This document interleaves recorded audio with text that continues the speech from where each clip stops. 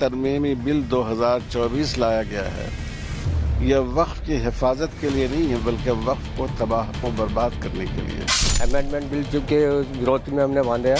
हमारी जितनी भी प्रॉपर्टीज़ हैं जो वक्फ की गई हैं हमारे बुजुर्गों के ज़रिए, उसमें छेड़छाड़ की जा रही है। विपक्ष के आग्रह आप जेपीसी बनाते हैं और जेपीसी में उनकी बात सुनते नहीं।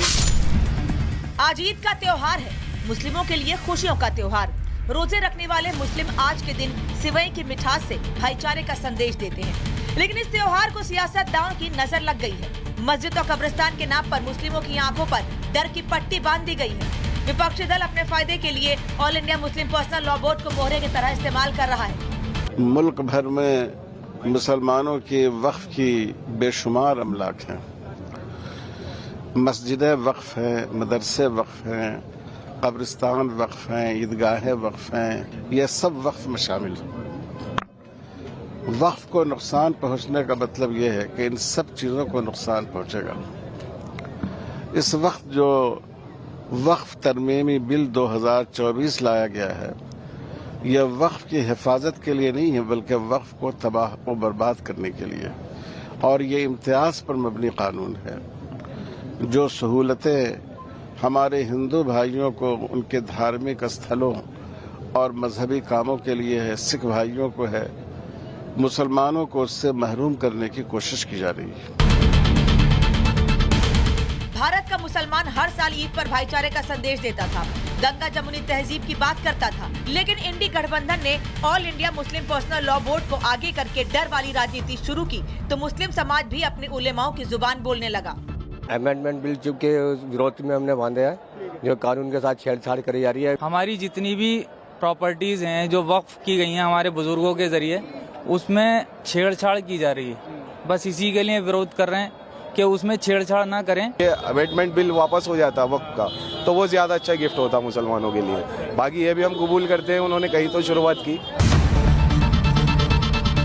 मुस्लिम समाज तो अपने उलेमाओं की भाषा बोल रहा है, लेकिन खुद को मुस्लिमों का ठेकेदार बताने वाला all India Muslim personal law board सियासतदानों के एजेंडे को आगे बढ़ा रहा है। सैफुल्लाह रहमानी तो खुलकर नीतीश और नायडू को चेतावनी दे रहे हैं कि अगर उन्होंने साथ नहीं दिया तो मुस्लिम समाज उनसे दूरी बना लेगा। सैफुल्लाह रहमानी खुद ऐसा नहीं बोल रहे हैं, इसके पीछे विपक्ष की शय है, विपक्ष की चाल है, और विपक्ष का वो एजेंडा है जो केंद्र सरकार के खिलाफ चलाया जा रहा है। ये जुल्म का हद है, इससे बड़ा जुल्म और क्या हो सकता है। अगर सड़कों पर हर चीज बंद कर दी जाए तो नमाज भी नहीं पढ़ना चाहिए, लेकिन सड़कों पर जो कावड़िया लोग लेके चलते हैं, बहुत कई दिनों तक सड़क पूरी जाम रहती है, उसमें क्या ट्रैफिक जाम नहीं होती, क्या पब्लिक को नुकसान प्रॉब्लम नहीं होती। देखा आपने कितने लोगों को मारा गया, उसके अंदर क्या क्या हुआ, लेकिन वहाँ फूल बरसाया जाएगा। हम उसका एतराज़ नहीं कर रहे हैं, लेकिन हम याद दिला रहे हैं कि वो चल सकता है तो नमाज 5 मिनट की क्यों नहीं हो सकती है। जिनके कल्याण के लिए ला रहे हैं वो विरोध में खड़े हैं। विपक्ष के आग्रह आप जेपीसी बनाते हैं और जेपीसी में उनकी बात सुनते नहीं है, उनको शामिल नहीं करते हैं। तो आप ये वक्त एक्ट जन कल्याण के लिए बना रहे हैं या जो है विद्वेष पैदा करने के लिए या किसी को नीचा दिखाने के लिए कर रहे हैं। देखते हैं नीतीश जी और चंद्रबाबू नायडू, पासवान, अठावले आदि कहाँ खड़े हैं। अबू आजमी, हरीश रावत विपक्ष के वो चेहरे हैं जिनके बयान ये बता रहे हैं कि नीतीश कुमार, चंद्रबाबू नायडू और चिराग पासवान पर दबाव बनाकर ये माफिया बोर्ड को बचाने के साथ साथ एनडीए गठबंधन में दरार डालना चाहते हैं। लेकिन केंद्र सरकार बार बार ये अपील कर रही है कि मुस्लिम किसी के बहकावे में न आए, क्योंकि संशोधन के बाद गरीब मुस्लिमों को सबसे ज्यादा फायदा होगा। साथ ही काली पट्टी वाले एजेंडे पर बीजेपी ने तीखी प्रतिक्रिया दी है। पुलवामा में आतंकवादी हमला होता है तो फिर काली पट्टी नहीं बनती। आतंकवादियों को संरक्षण देने की बातें होती हैं तब काली पट्टी नहीं बनती। बंबई में बम ब्लास्ट हो जाता है, काली पट्टी नहीं बनती। जिन्होंने ये काली पट्टी बांधी है वो पता तो कर लें कि वक्फ कानून में परिवर्तन क्या हो रहा है। वक्फ बोर्ड में एक गरीब मुसलमान को फायदा मिला हो ये बता दें। चंद फिरका परस्त बड़े बड़े कांग्रेस और बाकी विपक्षी दल से जुड़े हुए मुस्लिम नेताओं ने वक्फ बोर्ड पर कब्जा कर लिया है और वो वेजा कब्जा हटाने का कानून आ रहा है तो पेट में दर्द हो रहा है। विश्वास सारंग ने साफ शब्दों में बता दिया है कि वक्फ की संपत्तियों पर कांग्रेस और विपक्षी दलों के कई नेताओं का अवैध कब्जा है, जो संशोधन के बिल के आते ही हट सकता है। ऐसे में विपक्षी नेताओं के तिलमिलाहट जायज है। Bureau report, republic Bharat.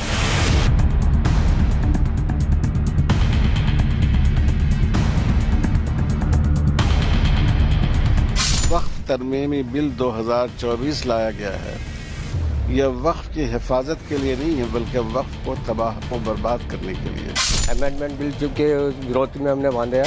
हमारी जितनी भी प्रॉपर्टीज़ हैं जो वक्फ की गई हैं हमारे बुजुर्गों के ज़रिए, उसमें छेड़छाड़ की जा रही है। विपक्ष के आग्रह पर आप जेपीसी बनाते हैं और जेपीसी में उनकी बात सुनते नहीं। आज ईद का त्योहार है, मुस्लिमों के लिए खुशियों का त्योहार। रोजे रखने वाले मुस्लिम आज के दिन सिवई की मिठास से भाईचारे का संदेश देते हैं, लेकिन इस त्योहार को सियासतदानों की नजर लग गई है। मस्जिद और कब्रिस्तान के नाम पर मुस्लिमों की आंखों पर डर की पट्टी बांध दी गई है। विपक्षी दल अपने फायदे के लिए all India Muslim personal law board को मोहरे की तरह इस्तेमाल कर रहा है। मुल्क भर में मुसलमानों के वक्फ की बेशुमार अमलाक हैं।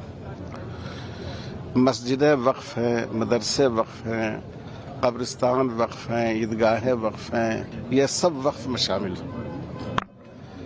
वक्फ को नुकसान पहुंचने का मतलब यह है कि इन सब चीज़ों को नुकसान पहुंचेगा। इस वक्त जो वक्फ तरमीमी बिल 2024 लाया गया है, यह वक्फ की हिफाजत के लिए नहीं है, बल्कि वक्फ को तबाह और बर्बाद करने के लिए। और ये इम्तियाज़ पर मबनी कानून है। जो सहूलतें हमारे हिंदू भाइयों को उनके धार्मिक स्थलों और मजहबी कामों के लिए है, सिख भाइयों को है, मुसलमानों को उससे महरूम करने की कोशिश की जा रही है। भारत का मुसलमान हर साल ईद पर भाईचारे का संदेश देता था, गंगा जमुनी तहजीब की बात करता था, लेकिन इंडी गठबंधन ने all India Muslim personal law board को आगे करके डर वाली राजनीति शुरू की, तो मुस्लिम समाज भी अपने उलेमाओं की जुबान बोलने लगा। अमेंडमेंट बिल के विरोध में हमने बांधे हैं, जो कानून के साथ छेड़छाड़ करी जा रही है। हमारी जितनी भी प्रॉपर्टीज़ हैं जो वक्फ की गई हैं हमारे बुजुर्गों के ज़रिए, उसमें छेड़छाड़ की जा रही है। बस इसी के लिए विरोध कर रहे हैं कि उसमें छेड़छाड़ ना करें। ये अमेंडमेंट बिल वापस हो जाता वक्फ का, तो वो ज़्यादा अच्छा गिफ्ट होता मुसलमानों के लिए। बाकी ये भी हम कबूल करते हैं, उन्होंने कहीं तो शुरुआत की। मुस्लिम समाज तो अपने उलेमाओं की भाषा बोल रहा है, लेकिन खुद को मुस्लिमों का ठेकेदार बताने वाला all India Muslim personal law board सियासतदानों के एजेंडे को आगे बढ़ा रहा है। सैफुल्ला रहमानी तो खुलकर नीतीश और नायडू को चेतावनी दे रहे हैं कि अगर उन्होंने साथ नहीं दिया तो मुस्लिम समाज उनसे दूरी बना लेगा। सैफुल्ला रहमानी खुद ऐसा नहीं बोल रहे हैं, इसके पीछे विपक्ष की शय है, विपक्ष की चाल है, और विपक्ष का वो एजेंडा है जो केंद्र सरकार के खिलाफ चलाया जा रहा है। ये जुल्म का हद है, इससे बड़ा जुल्म और क्या हो सकता है। अगर सड़कों पर हर चीज़ बंद कर दी जाए तो नमाज भी नहीं पढ़ना चाहिए, लेकिन सड़कों पर जो कावड़िया लोग लेके चलते हैं, बहुत कई दिनों तक सड़क पूरी जाम रहती है।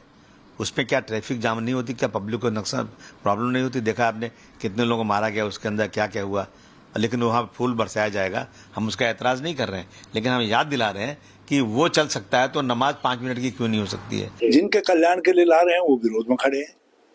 विपक्ष के आग्रह पर आप जेपीसी बनाते हैं और जेपीसी में उनकी बात सुनते नहीं है, उनको शामिल नहीं करते हैं। तो आप ये वक्फ एक्ट जन कल्याण के लिए बना रहे हैं या जो है विद्वेष पैदा करने के लिए या किसी को नीचा दिखाने के लिए कर रहे हैं?